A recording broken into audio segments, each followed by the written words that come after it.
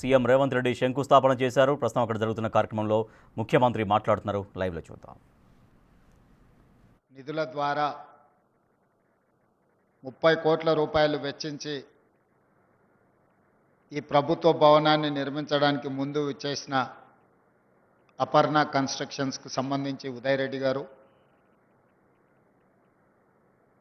ఈ ప్రాంతానికి సంబంధించిన ప్రజలందరూ ఈ కార్యక్రమంలో పాల్గొని, అదేవిధంగా శాసనమండలి చీఫ్ విప్ పట్నం మహేందర్ రెడ్డి గారు, ఇతర ప్రజాప్రతినిధులు, షేర్లింగంపల్లి నియోజకవర్గానికి సంబంధించిన ప్రియ మిత్రులందరినీ మనస్ఫూర్తిగా అభినందిస్తున్న ఈ కార్యక్రమంలో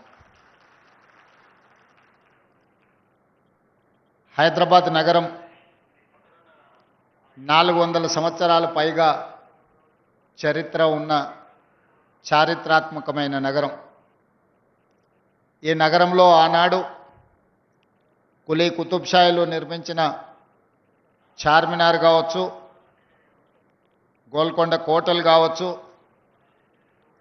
నిజాం సర్కార్ నిర్మించిన ఉస్మానియా యూనివర్సిటీ నుంచి మొదలు పెడితే ఉస్మానియా హాస్పిటల్ వరకు, తెలంగాణ రాష్ట్ర శాసనసభ భవనం, ఇలా ఎన్నో చారిత్రాత్మకమైన కట్టడాలు నిజాం ప్రభుత్వం నిర్మించిన చారిత్రాత్మకమైన నగరంలో సికింద్రాబాద్ ప్రాంతాన్ని బ్రిటిషర్స్ అభివృద్ధి చేసి కంటోన్మెంట్ ప్రాంతాన్ని అంతర్జాతీయ స్థాయిలో ఒక గుర్తింపు రావడానికి వీళ్ళందరూ సహకరించారు.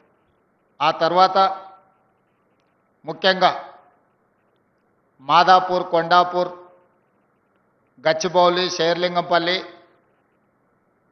గోపన్పల్లి, వట్టినగులపల్లి వరకు ఈ ప్రాంతాన్ని అభివృద్ధి చేయడానికి 94 నుంచి 2014 వరకు ఆనాటి ముఖ్యమంత్రులు చంద్రబాబు నాయుడు గారు, డాక్టర్ వైఎస్ రాజశేఖర రెడ్డి గారు ఈ ప్రాంతాన్ని అభివృద్ధి చేయడంలో 100 సంవత్సరాల నుంచి వీళ్ళందరూ నిర్విరామంగా కృషి చేయడం వల్ల ఈరోజు ప్రపంచ చిత్రపటంలో ఒక గొప్ప నగరంగా మన నగరానికి కీర్తి ప్రతిష్టలు దక్కినాయి. అదేవిధంగా ఆనాడు టీడీపీ, కాంగ్రెస్ ప్రభుత్వాలు తీసుకొచ్చిన విధానాలలో ముఖ్యంగా ఈరోజు మనందరం రాజీవ్ గాంధీని గుర్తు చేసుకుంటున్న సందర్భం. గచ్చిబౌలి ప్రాంతం ఫైనాన్షియల్ డిస్ట్రిక్ట్ కావచ్చు, లేకపోతే నాలెడ్జ్ పార్క్ ప్రాంతం కావచ్చు, రాయదుర్గ ప్రాంతం కావచ్చు, ప్రపంచంలో ఉండే 500 ఫార్చ్యూన్ కంపెనీలలో 85 ఫార్చ్యూన్ కంపెనీలు ఈరోజు ఈ ప్రాంతంలో వాళ్ళ కార్యక్రమాలను నిర్వహిస్తున్నాయి. ఐటీ దిగ్గజాలైన ఇన్ఫోసిస్, మైక్రోసాఫ్ట్ నుంచి మొదలు పెడితే గూగుల్ లాంటి సంస్థలు ఈరోజు ఇక్కడ అత్యధిక ఉద్యోగ అవకాశాలు కల్పించిన టీసీఎస్, హెచ్సిఎల్, కాగ్నిజెంట్ లాంటి సంస్థలు ఈ ప్రాంతంలో లక్షలాది మంది సాంకేతిక నిపుణులు, ముఖ్యంగా గ్రామీణ ప్రాంతాలలో నుంచి చదువుకున్న యువకులు ఈరోజు ఐటీ రంగంలో రాణిస్తున్నారంటే ఆనాటి దేశానికి రాజీవ్ గాంధీ గారి కంప్యూటర్ని పరిచయం చేసిండు. వారి మిత్రుడు శామ్ పిట్రోడా టెక్నాలజీ రంగంలోనే కాదు, టెలికాం రంగంలో ఈరోజు మనం ఇంటర్నెట్ అంటున్నాం, వైఫై అంటున్నాం, కంప్యూటర్ అంటున్నాం, క్వాంటమ్ అంటున్నాం, రకరకాల పదాలు మనం పలుకుతున్నామంటే ఆనాటి ప్రధానమంత్రి రాజీవ్ గాంధీ గారు ఈ దేశానికి కంప్యూటర్ని ఇంట్రడ్యూస్ చేయడమే కాదు, వారి వారసత్వంగా ఈ దేశ ప్రధానమంత్రి పివి నరసింహారావు గారు బాధ్యత చేపట్టిన తర్వాత మొట్టమొదట హైటెక్ సిటీని, ఐటీ స్పెషల్ ఎకనామిక్ జోన్ని ఆనాడి ఉమ్మడి ఆంధ్రప్రదేశ్కు వారు మంజూరు చేశారు. మొట్టమొదట హైటెక్ సిటీకి పునాది రాయి నేదురుమల్లి జనార్దన్ రెడ్డి గారు ముఖ్యమంత్రిగా ఉన్నప్పుడు, పి జనార్దన్ రెడ్డి గారు ఈ ప్రాంతానికి ప్రాతినిధ్యం వహిస్తున్నప్పుడు మొట్టమొదట శిలాఫలకం వేయడం జరిగింది.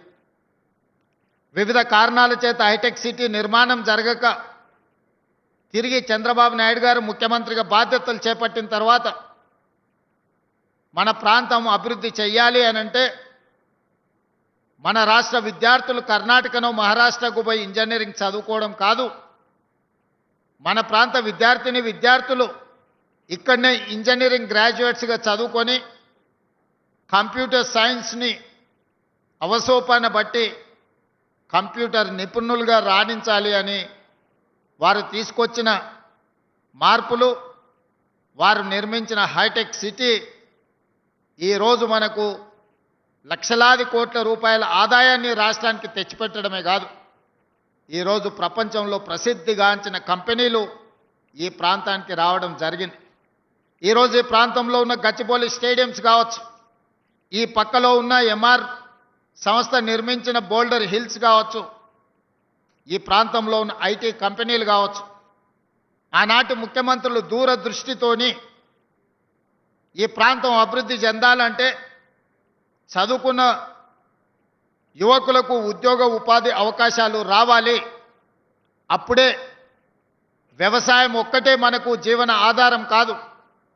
కుటుంబంలో నలుగురు అన్నదమ్ములు ఉంటే ఒకరు వ్యవసాయం చేయాలి, ఇంకొకరు వ్యాపారం చేయాలి, ఇంకొకరు ఐటీ రంగంలో రాణించాలి అని ఆనాడు ఆ ముఖ్యమంత్రులు ఆలోచన చేయడంతో ఈరోజు మనలో లక్షలాది మంది ఐటీ నిపుణులుగా కాదు, అమెరికాలో సిలికాన్ వ్యాలీని మనం ఈరోజు శాసిస్తున్నాం.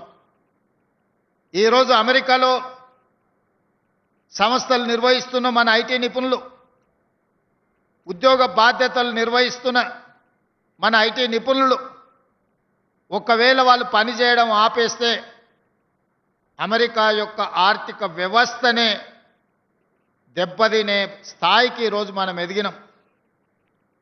సత్యనాదెన్ల లాంటి ప్రపంచ దిగ్గజ కంపెనీలకు సీఈఓలుగా మారినరు మన యువకులు అని అంటే ఇది మనందరికీ గర్వకారణము. ఎంత గొప్ప సాంకేతిక నైపుణ్యాన్ని సాధించిన మనం హైదరాబాదు నగరాన్ని అట్లే వదిలేద్దామా?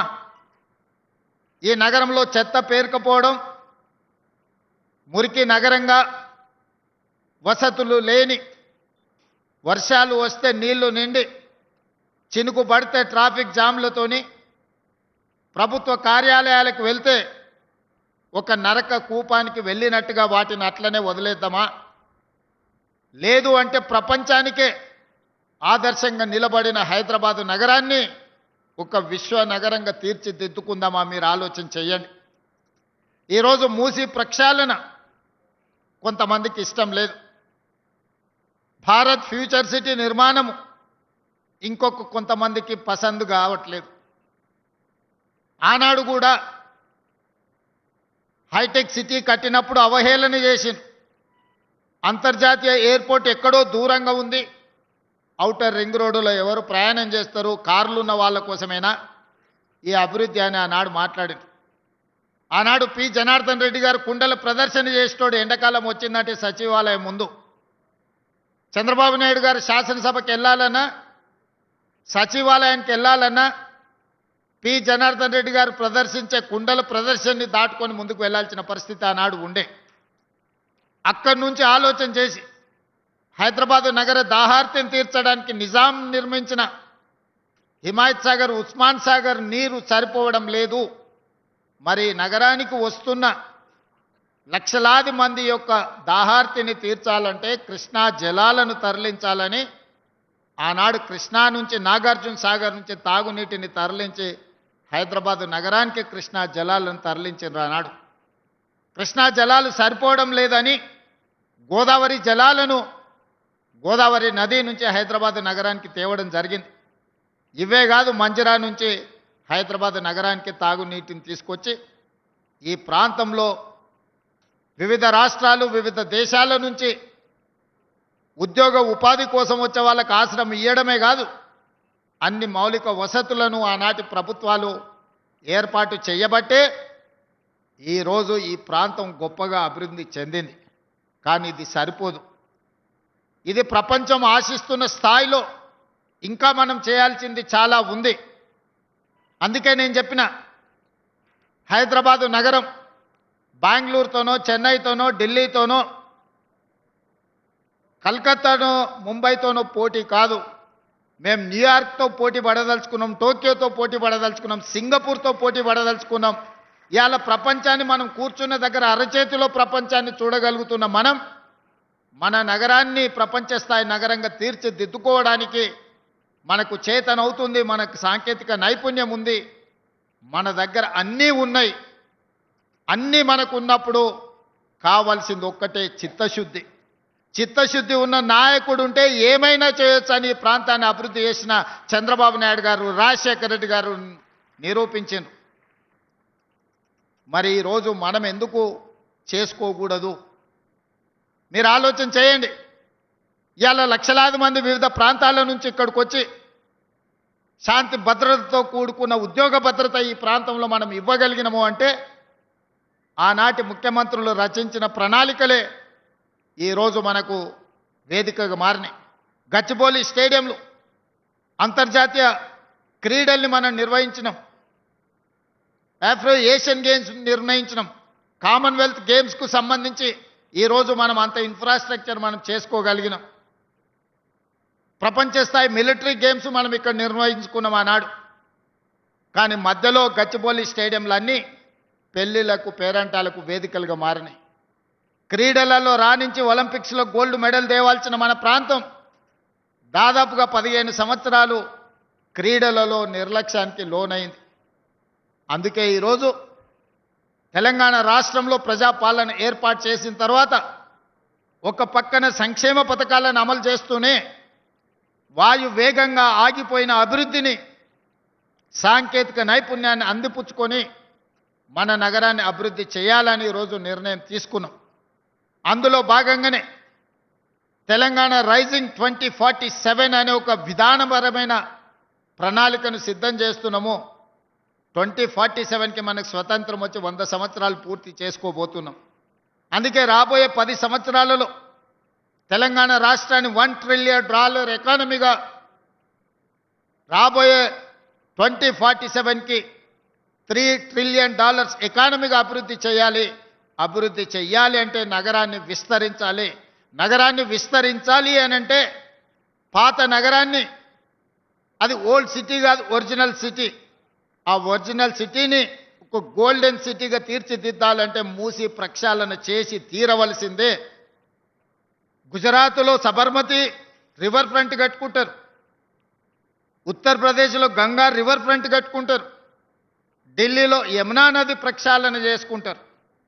గుజరాత్ సబర్మతి ప్రక్షాళన చేయొచ్చు, ఢిల్లీ యమునా నది ప్రక్షాళన చేయొచ్చు, ఉత్తరప్రదేశ్ ఈరోజు అక్కడ ఉండే నదులను ప్రక్షాళన చేసుకుంటే మరి హైదరాబాదు నగరంలో ఉన్న హైదరాబాదు నగర ప్రతిష్టను పెంచే మూసీ నది ప్రక్షాళన ఎందుకు చేసుకోకూడదని నేను మిమ్మల్ని అందరూ అడుగుతున్నాను. ఎందుకు అడ్డుపడుతున్నారు? అడ్డుపడుతున్న ఆలోచన ఏంది? వాళ్ళ విష ప్రచారం ఏంది? మూసీ నదిలో మురికిలో బ్రతకాలని ఎవరైనా పేదవాడు కోరుకుంటాడా? ఏ విధి లేనోళ్ళు, ఏ అవకాశం లేనోళ్ళు, ఎక్కడ నివసించడానికి గజం స్థలం దొరకనోళ్ళు ఈరోజు మూసి మురికిలో నివసిస్తున్నారు. వాళ్ళందరికీ ఇల్లు కట్టిద్దాం, వాళ్ళందరికీ వాళ్ళ పిల్లలకు మంచి చదువులు ఇద్దాం, వాళ్లకు మంచి అవకాశాలు కల్పిద్దాం.